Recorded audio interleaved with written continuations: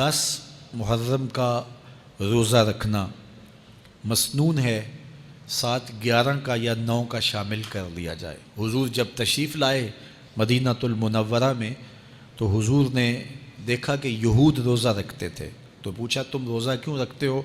تو انہوں نے کہا کہ حضرت موسیٰ علیہ السلام کو قبطیوں سے اس دن نجات ملی تھی، تو فرمایا حضرت موسیٰ علیہ السلام کا حق ہمارے اوپر زیادہ ہے، تو حضور نے روزہ رکھا اور پھر فرمایا کہ اگلے سال اللہ نے چاہا تو ہم ساتھ ایک روزہ اور شامل کریں گے تاکہ ان سے مشابہت نہ ہو جائے۔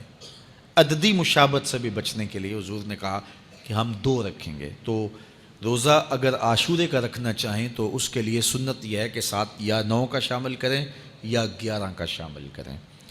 تو جو افضل ترین روزے ہیں ان میں سے عاشورے کے روزوں کا بھی شمار ہوتا ہے۔ تو اگر ممکن ہو تو جن کو اللہ نے صحت عطا کی ہے، تو آج کل اتنی شدت کی گرمی بھی باقی نہیں رہی، تو وہ یہ روزے رکھیں، ذکر و فکر کے اندر ان ایام کو گزاریں، اپنے والدین کی قبروں پر، اعزاء و اقرباء کی قبروں پر ہر جمعے کو جانا چاہیے۔ اس کے علاوہ بھی جب موقع ملے، یہ رواج جو پیدا ہو گیا ہے کہ 9 محرم کو یا 10 محرم کو مٹی ڈالنے کے لیے وہاں قبرستان میں جایا جاتا ہے، یہ 8 10 15 سال سے شروع ہوا ہے، جبکہ اس کی کوئی اصل نہیں ہے۔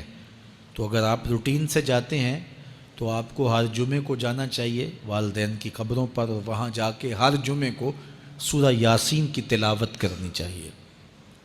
تو سال کے بعد صرف 10 محرم کو یا 9 محرم کو جانا، یہ بہرحال اس دور کی ایجاد ہے، یہ کوئی مسنون نہیں ہے اور یہ کوئی سنت نہیں ہے۔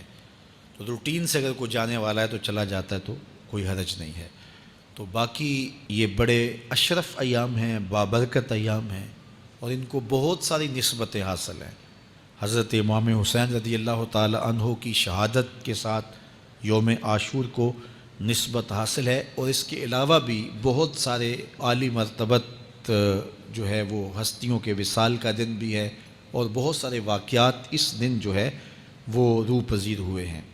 تو یہ اس لحاظ سے بہت ہی بابرکت اور جو ہے وہ مبارک یوم ہے۔ تو اس دن کو ذکر و فکر میں، عبادات میں بسر کیجئے گا، اور اپنی زندگی کی ایک ایک ساعت کو اللہ اور اس کے رسول کے نام پر لگا دینے کے جذبوں سے سرشار ہو کے زندگی گزاریے گا۔ حضرت امام پاک انہوں نے اپنی زندگی دین کے لیے قربان کر دی، تو یہ 10 محرم ہمیں سبق دیتا ہے، اور ہم اس دن عہد کرتے ہیں اگر انہوں نے اپنے بچے بھی قربان کر دیے اور اپنی اولادیں بھی بھوک اور پیاس میں قربان کر دیں، تو ہم بھی یہ عزم کریں اس دن کہ ہم اپنی ساری زندگی حضور کے نام لگائیں گے، حضور کے دین کے نام لگائیں گے۔